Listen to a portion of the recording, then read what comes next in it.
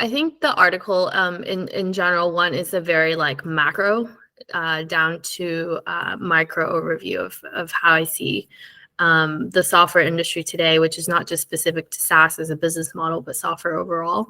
I have spent the past 11 years really studying this industry from both an investment perspective and more recently in the past few years as an operator.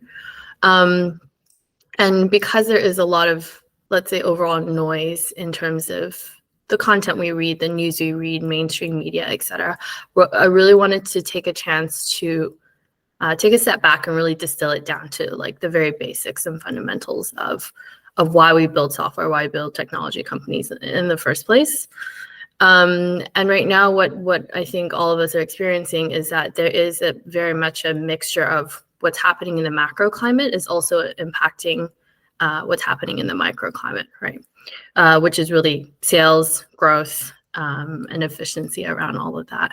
So if we start first with the macro perspective, which is like, well, let's be honest, there's a lot of chaotic events happening. I don't know if you guys have been following the OpenAI drama in the past week or so, but there's just a lot of systemic changes that are happening both within the technology industry, within financial services, what we experienced in Q1 with SVB, First Republic, and some other regional US banks.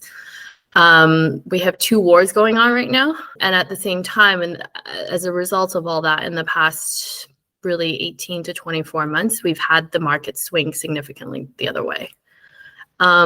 This is not something we haven't seen in the past. It's similarly something happened in the sort of 2004 to 6 and then 2007 to 2009 period. And then a little bit later on in Europe as well. Last time around, it was really too much leverage and too much credit in the financial ecosystem. I think this time around, arguably, there's a little bit too much equity. So it's a different form of instrument, but broadly overall, it's the need to experience efficiency on that instrument, especially when interest rates go from negative to positive. And now, in mature markets, I would say they're on average anywhere from 4 to 6%, if not higher.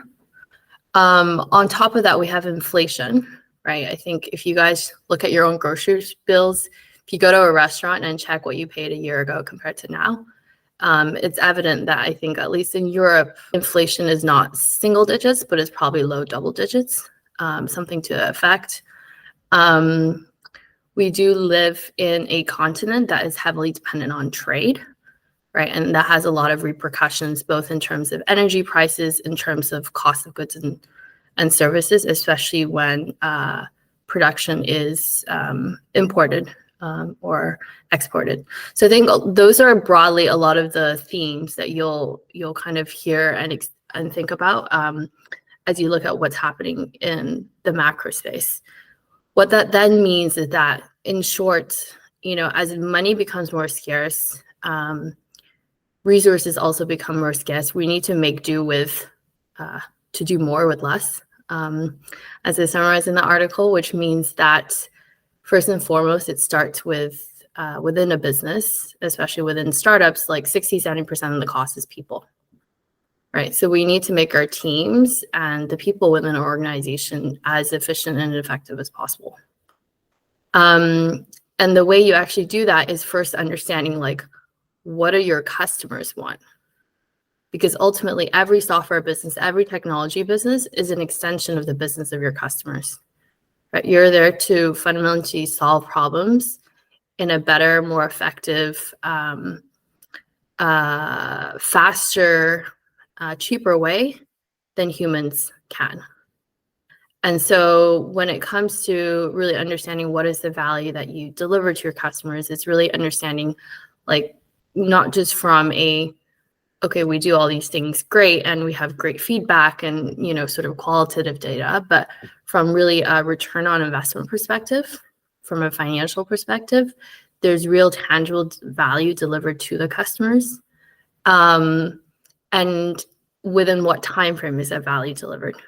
Is it ROI delivered in the first quarter, 6 months, 9 months, 12 months, or longer? And why this is important is because I think every company is going through the same exercise. Every business today is going through the same P&L, cash flow, balance sheet exercise that I think all of you are. And so what that means is that you need to be very thoughtful as leaders in terms of thinking through actually the strategy we had in the last 3 to 5 years, or even in the last 2 years. Does it still apply in this new recessionary market that we're undergoing? Does it deliver the efficiencies that hiring someone tomorrow would not be able to deliver? And also, which are the industries that are more resilient in a recessionary market? Resilient businesses tend to have stronger balance sheets, bigger balance sheets. And so that does tends to be, businesses that have some sort of asset base to them, not just, IP or human capital attached to it, not just P&L businesses, but actually balance sheet businesses. And as well, of course, we're all facing, I think finance in particular as a function is facing the pressure of ESG and impact, particularly in Europe with all the regulations that are going to be rolled out next year. So those are the industries that are under tremendous pressure, right? Think energy, think utilities, real estate in particular. All of this is going to be impacting which industries have more urgency in buying a software solution or a technology solution to enable cost savings, but also perhaps increase revenue visibility.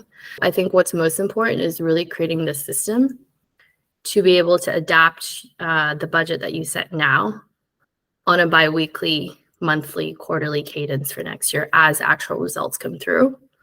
So what's more important is to get the logic of dependencies right, particularly around your revenue model, than necessarily to have the answers or the numbers that will fall into place. Because none of us have a crystal ball. We don't know how things are going to play out next year or the year after.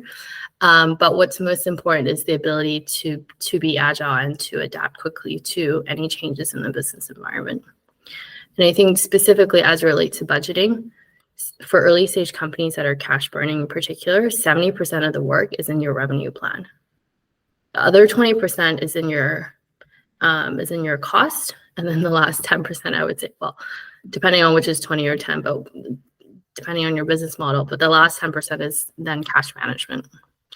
But if you get your revenue plan accurately, like that makes commercial operations much more easier, which also in turn makes things like managing working capital, managing people and headcount much easier.